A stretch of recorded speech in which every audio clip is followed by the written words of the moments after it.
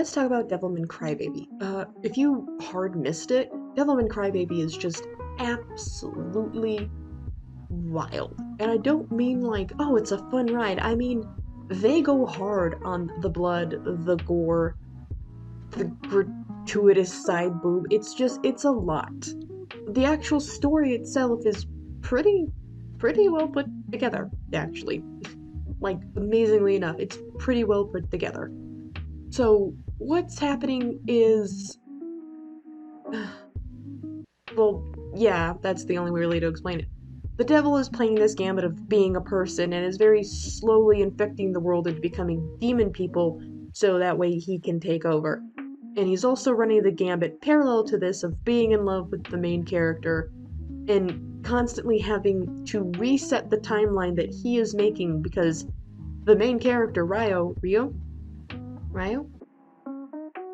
Celestial. How am I supposed to say this name? He won't fall in love with him because he loves the girl in this. I know. What a tragic love story that's sprinkled with guts and gore and all kinds of other stuff that I am not allowed to say on this channel because of the terms of service. It's just it is a lot. It is a lot to get through. And this is actually an opposition of because look, anime in and of itself is just wildly out of touch all the time with everything. It really, really is.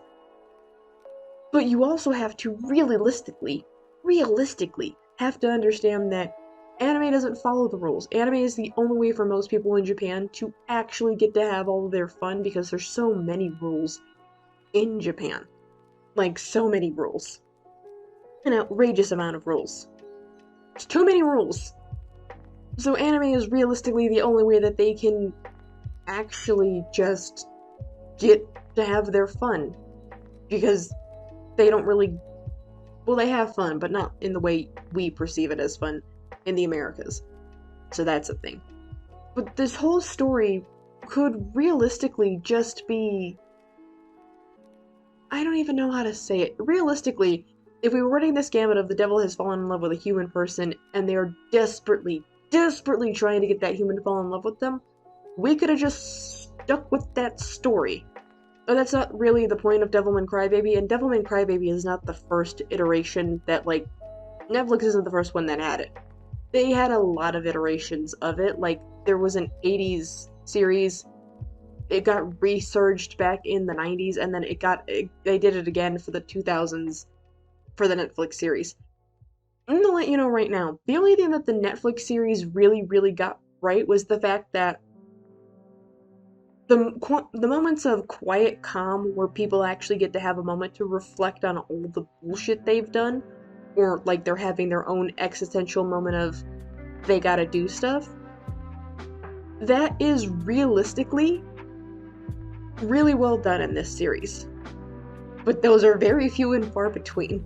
Most of it is just unbelievable guts, gore, and just so much stuff that I'm like, you can't even really put it on YouTube because YouTube will ding you hard if they don't outright age restrict it. And if they age restrict it, they might still take it down because it's a lot. It's a lot. And oh boy, there is so much to get through. Okay. Realistically, the story of some supernatural entity that has the power to destroy the world has fallen in love with a human being is not new. Not even a little bit. It's very common. Go to the grocery store, take a left down the dairy aisle. You will find the section of Monster Falls in Love with Human. It's on sale, buy one get one free. It's that common. But there is a downside to this commonality. The commonality being everybody does it, and everybody does it in their own way, and not every way is, like...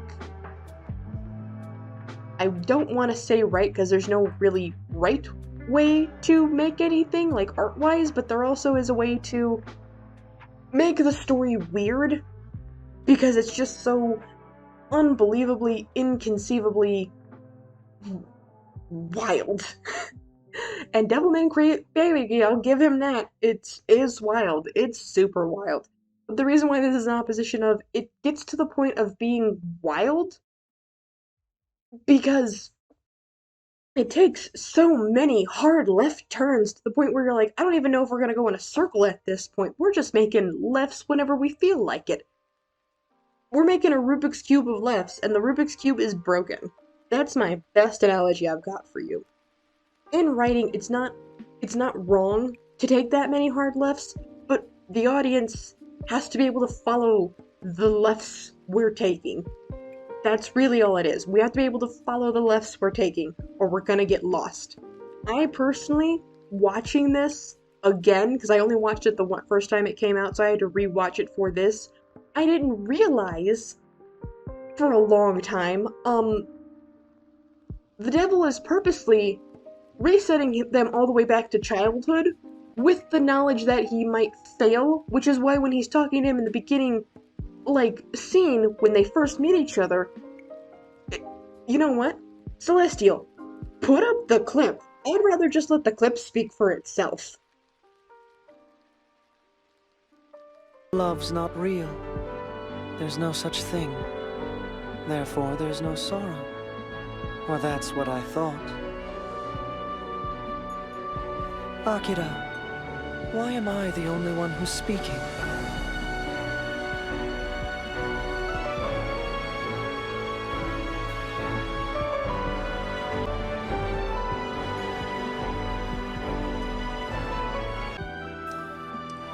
Don't leave me alone! Don't leave me! Please don't go! Say something! Akira!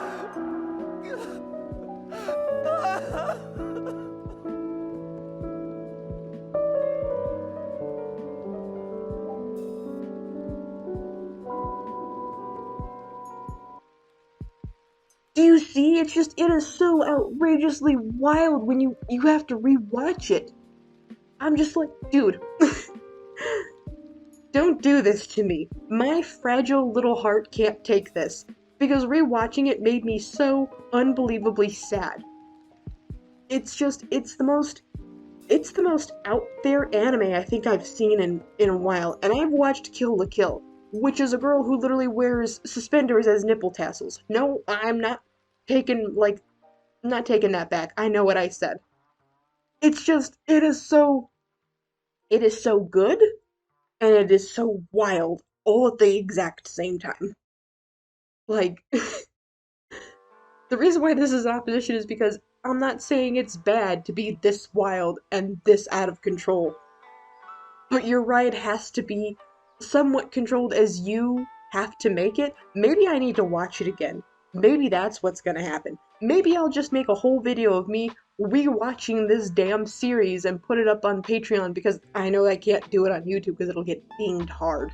Maybe that's what I'll do. The basic opposition of this is, if you're cool with blood, gore, and titties, this is for you. If you are not okay with the existential crisis of realizing maybe you might not be as good as you perceive, the fact that time is malleable and can be changed at any given moment, and that your destiny is not even your destiny, it is what you believe to be your destiny because nothing is written in stone. If you're not okay with that, maybe don't watch this. That's really all I've got because it's so unbelievably crazy. So unbelievably crazy. That's really all I've got. So I hope you guys have an amazing rest of your day.